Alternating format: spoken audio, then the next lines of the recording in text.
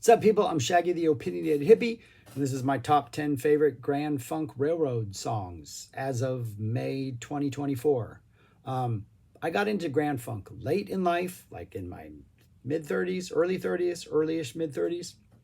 I don't listen to them a whole lot, but I really like them. And every time I do go back and listen to an album, there's usually one song where I'm like, oh my gosh, I never realized how good that song was. And so because I've only spent like 20 years listening to their music instead of 30 or 40, as with a lot of bands that I just went crazy with in my teens and 20s, I feel like I'm still discovering them in a cool way. Like I like that. But these are my top 10 songs as of now, and who knows, they might change. But either way, these are 10 fantastic songs. I'm going to talk about them. I'll put the list on the screen when I'm done. And then let me know what songs I should check out or what I should miss and all that other kind of stuff. You know how comments work. Anyways, number 10, Nothing is the Same. This is kind of, I think, what makes Grand Funk Railroad so great is it's one of those songs that has like great groove to get you into it. Some great guitar lines, really good energy. We get cool riffs that drop throughout. We get sort of tempo changes or direction changes where all of a sudden the funk's a little bit slower, it's a little bit faster. We start to just pick up the pace a little bit, or like the solos an entirely different sort of like drops a whole new idea in there. Like this is one of those songs where it's just kind of loose, kind of picks up energy in the middle, got a nice cool riff that drops, we kind of change direction. It's just one of those nice, loose, jammy, we got a whole bunch of ideas, let's put them together and we're just going to make it work. I think that's one of the best things about this band. Sometimes they just like throw a bunch of really great riffs and licks and stuff and they just make it work. Their energy just carries them through. Nothing is the Same. Fantastic song. Number 9, Flight of the Phoenix. Opening track off Phoenix. Mostly instrumental jam. I think there's some oohs oohs. I don't think there's any ahs. I think it's just oohs in there. Starts with some really nice organ work. It pretty much feels like a really awesome, loose, Deep Purple, lazy type jam. Great kickoff to the album. Underrated album. Fantastic album, Phoenix. Just I think sets up the energy. Like, hey, we're just here to have a good time. We're here to jam, let our hair down. We're gonna sweat. We're gonna drop some riffs. We got some organ work. We're just gonna jam it out. Really good song to kick off that album, and just a really good song in general. Flight of the Phoenix, number 9. Number 8 is All You've Got Is Money.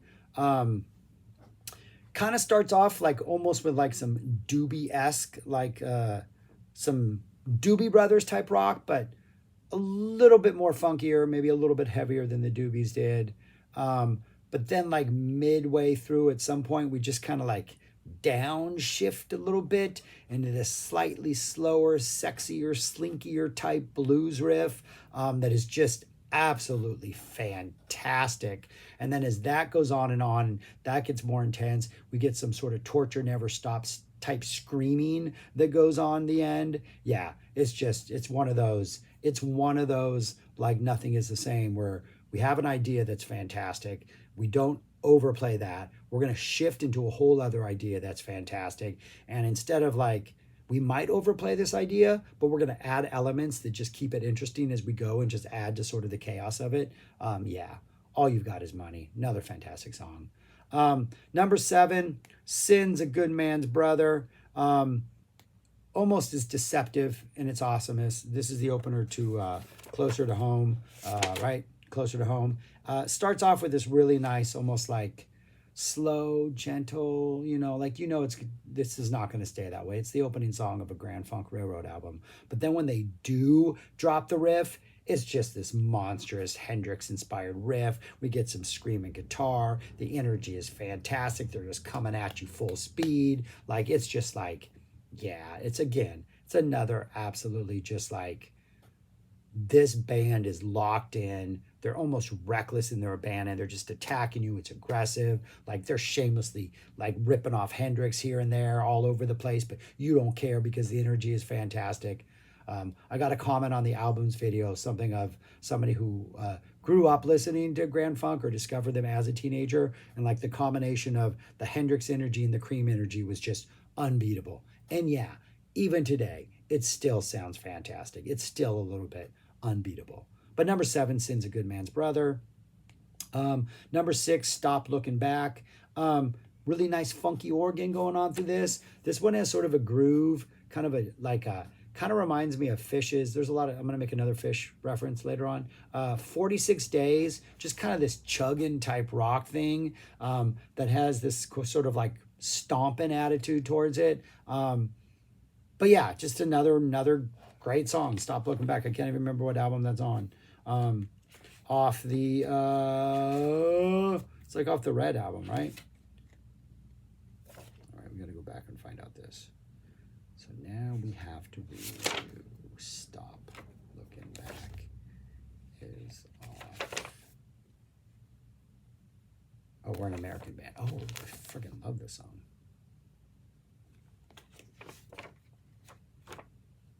Southern Rock. Let's go back on this one. Number 6, we have Stop Looking Back. This one is just awesome. Kind of reminds me of Fish's 46 Days. Really nice sort of playful piano-driven energy. Almost has like a southern rock type funk groove to it. This sort of kind of nasty stomp swagger to it. Just like coming at you, but coming at you with big heavy steps. Nice crazy drum ending, kind of playful energy. Second track off, We're an American Band. We're an American Band is the opening track and sets you up with some like really just tasty hard rock and roll. And then this follows with like a little more playful, a little more all over the place, but ultimately I think better and more intense and bringing just a lot more ideas to the table. Continuing the awesome energy of the opening track, but like increasing it and making it better. Great standalone song. I think works better within the context of the album. Number 5 is In Need. Nice, long, jammy, loose, playful, guitar indulgent off their Red album, Grand Funk. It's got all these like great bass led section in the middle of it. It's got a great guitar solo over it. The very end of it is like the jam fades out. It's just guitar at the end and just Farner going off. Absolutely fantastic. Yeah, it's probably their most successful sort of long, loose, jammy, let's just really have a good time and play type song. But the riffs are tight, the ideas are tight, and even though it is very freewheeling and loose, they've really done a good job of keeping like all these ideas feeling like cohesive, even though it goes on, I think it's like an 8-9 minute song. But it's absolutely exhilarating, kind of indulgent, but I think it all really works, and it's on an absolutely fantastic album, and it is maybe the highlight of that really, really fantastic album. So yeah, number 5 is In Need. Number 4 is Take Me. Oh my gosh, the energy of Take Me. Another one, we got 2 songs on here from Born to Die, one of the most underrated albums they've done. But Take Me, the transition from the chorus into the verse when it follows has more momentum and propulsion, and you just want to like, you're riding along, and yet the choruses are this like, take me, like anthemic thing. Reminds me of some other band that I can't think of. Every time I hear this song, I'm like, it sounds like something else. Take me. And then we go into this awesome, awesome driven verse. It's got this like really, the opening is a little bit softer and gentler, but it has momentum. But then like 40 seconds in, when we drop into the actual song, it is absolutely fantastic. It is amazing. It's just a little poppy rocky, but it works. Number 3 is Carry Me Through, this dark, weird, murky, kind of depressed type thing. It sounds like someone is like been drinking whiskey and they decided to like sit down and record a song. But right before they sat down and recorded a song, they took some like recreational chemistry psychedelics, and about midway through the song, those psychedelics are like starting to take effect and things are just getting weirder as the song goes on, but whiskey still has a grip on the singer, so it's still kind of dark and moody and depressing and murky. It is absolutely fantastic. The best part about it is the song that follows the Locomotion on what album is that? Shining On. And it really is like the antidote to the venom that is the horrible travesty that I believe the Locomotion is. And Carry Me Through is just, it is absolutely perfect. Number two, another song off the Red album, Winter and My Soul. Another just chunky type blues guitar opening. It's kind of long. It's got this Stonesy swagger to it, but then also it's teasing with a little bit of Hendrix. We got a nice long solo at the end, or kind of a middle part that just kind of builds and builds and builds and takes its time and just slowly develops. And yeah, another just absolutely phenomenal song on the Red album. Yeah, just great guitar playing, great blues energy, great time, great patience. Their second album, and the band's already kind of relaxing and just letting things happen. You can feel they're being a little indulgent, but it all works. This was the late 60s, early 70s, so they can get away with this stuff back then. But yeah, Winter in My Soul. And then number one, off the most underrated album they have, Born to Die, we have Genevieve. Just an awesome, really long, jammy instrumental. It's got so much energy. It sounds almost like a early 2000s, late 90s, maybe early 2000s sort of Fish jam to it. There's some Fish energy to some of the grooves that they drop in the middle of it, like in the middle of the jam. But it's just fun, and it's playful, and it's indulgent, and it's loose, and it's free, and it's got a great groove, and it's just, yeah, Genevieve. It's just absolutely just a great ride. It's like a roller coaster ride that is just fun from start to finish. Just fun, a fun roller coaster. But yeah, that's what they look like right there. Those are currently, as of May 2024, my favorite 10 Grand Funk Railroad songs. I will make a playlist of them and put the link to the playlist, a YouTube playlist, since you're on YouTube.